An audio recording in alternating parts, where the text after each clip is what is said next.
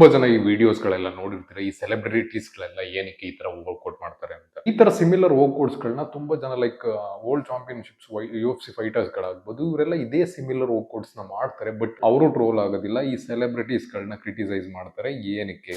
Guys, first ನಾವು training pattern ಅರ್ಥ ಮಾಡ್ಕೋಬೇಕು. ಸಮ್ ಸರ್ಟನ್ ಸ್ಟೇಜಸ್ ಅಲ್ಲಿ ಇದ್ರಲ್ಲೆಲ್ಲ ಮಸಲ್ ಲಾಸ್ ಜಾಸ್ತಿ ಆಗುತ್ತೆ.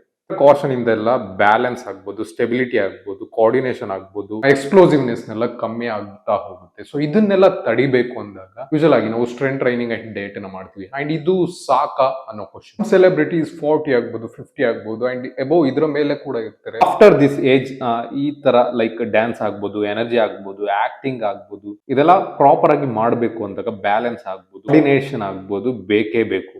ಈ ತರದಕ್ಕೆಲ್ಲ ಸರ್ಟನ್ ಟ್ರೈನಿಂಗ್ ಪ್ಯಾಟರ್ನ್ ಬೇಕಾಗುತ್ತೆ. ಸೊ ಇದು ಯಾವುದೇ ರೀತಿ ಫ್ಯಾನ್ಸಿ ಸ್ಟಫ್ಸ್ ಅಲ್ಲ, ಎಲ್ಲ ಕಂಪ್ಲೀಟ್ ಪ್ರೋಟೋಕಾಲ್ ಆಗಿರುತ್ತೆ ಅವರ ಟ್ರೈನರ್ಸ್ ಮೇಲೆ. ಸೊ ಇದ್ರ ಬಗ್ಗೆ ನಿಮ್ಗೆ ಏನ್ ಅನ್ಸುತ್ತೆ ಕಡೆ ಕಾಮೆಂಟ್ ಮಾಡಿ.